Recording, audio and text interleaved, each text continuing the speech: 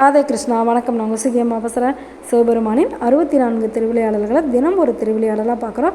அந்த வரிசையில் இன்றைக்கி 39வது திருவிளையாடல் மாமனாக வழக்குரைத்த படலத்தை பற்றி பார்க்க போகிறோம். நேற்று என்ன பார்த்தோம் ஞாபகம் இருக்கா? நேற்று உலவாக்கோட்டை கொடுத்த படலத்தை பற்றி பார்த்தோம். அதாவது அடியாருக்கு நல்லான் அப்படிங்கிறவரு அவருடைய மனைவி தர்மசிலையும் சிவனடியார்களுக்கு தொண்டு செய்ய முடியலையே அப்படின்னு சொல்லி ரொம்ப வருத்தப்படும் போது சிவபெருமான் அவங்களுக்கு அல்ல குறையாத ஒரு உலவாக்கோட்டையை கொடுத்து அதிலேருந்து நீங்கள் சிவத்தொண்டு செய்யுங்க அப்படின்னு சொல்லிட்டாரு. சரி, இன்னைக்கு என்ன பார்க்க போறோம் அப்படின்னாக்கா, அதே மதுரையில் தனபதி சுசீலை அப்படின்னு சொல்லிட்டு ஒரு தம்பதி இருந்தாங்க. அவங்களுக்கு குழந்தைங்களே இல்லை. அதனால அவங்க ரொம்ப வருத்தமாக இருக்காங்க. அப்போ அந்த தனபதி அவங்களோட தங்கச்சிக்கு ஒரு பையன் இருக்கான். சரி, அந்த பையனை நம்ம தத்தெடுத்துக்கலாம் அப்படின்னு சொல்லிட்டு தங்கச்சிக்கிட்ட கேட்டு அந்த பையனை தத்தெடுத்து ரொம்ப சீரும் சிறப்புமாக வளர்த்துறாங்க. அப்படி வளர்த்திட்டு இருக்கும்போது ஒரு நாள் அவங்களுடைய தங்கச்சியே சொல்லிடுறாங்க, உங்களுக்கு இம்மை மறுமை ரெண்டுமே என்னுடைய மகனால் தான் உங்களுக்கு கிடைக்க போகுது, உங்களுக்கு தான் குழந்தை பாக்கியம் இல்லையே அப்படின்னு சொல்லி காமிச்சிடுறாங்க. இதனால் தனபதிக்கு ரொம்ப வருத்தமாயிடுது.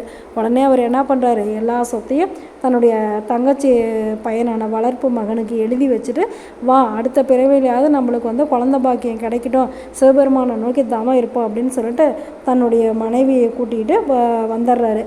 அவங்க காட்டில் தவம் இருந்துகிட்ருக்காங்க. அப்போ இந்த செய்தி அவங்களோட அதாவது தனபதியோட உறவினர்களுக்கெல்லாம் தெரிஞ்சு போயிடுது. உடனே அவங்க எல்லாரும் அவங்க தங்கச்சியை ஏமாற்றி எல்லா சொத்தையும் பிடுங்கிக்கிறாங்க.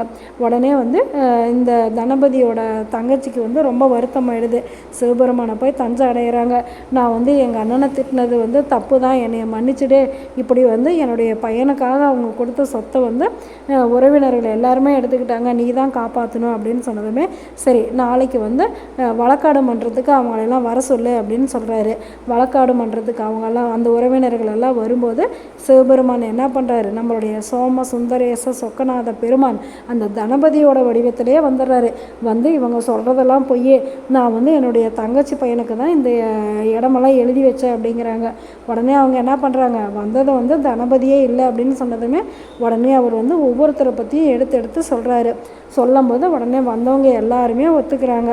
அதுக்கப்புறமேட்டு அவங்க தங்கச்சி மகனுக்கு தான் சொத்தெல்லாம் போகணும்னு தீர்ப்பானதுமே உடனே தனபதியாக சிவபெருமான் மறைஞ்சிட்றாரு. அப்போ தான் வந்திருக்கிறது சிவபெருமான் தான் அப்படிங்கிறது அவங்க எல்லாருக்குமே புரியுது. உடனே தனபதியோட தங்கச்சி என்ன பண்ணிட்டாங்க, நம்ம செஞ்சது தப்பு தான் அப்படின்னு சொல்லி உணர்ந்துடுறாங்க. அதுக்கப்புறம் சிவபெருமான் கிட்ட மனசார மன்னிப்பு கேட்குறாங்க. நாம் ஒரு தப்பு செய்கிறோம் அப்படின்னாக்கா அந்த தப்பை நாமளே உணர்ந்து கடவுள்கிட்ட மன்னிப்பு கேட்கும் போது கடவுள் கண்டிப்பாக அந்த தவறை மன்னித்து நம்மளுக்கு உதவுவார் அப்படிங்கிறது தான் இந்த திருவிளையாடல் நம்மளுக்கு சொல்லுது. சரி, நாளைக்கு என்ன திருவிளையாடல் பண்ண போகிறாரு அப்படின்னு சொல்லி பார்க்கலாமா? நல்லது நினைப்போம், நல்லதே நடக்கும், ஆனந்தமாக இருப்போம். Okay, bye. ராதே கிருஷ்ணா.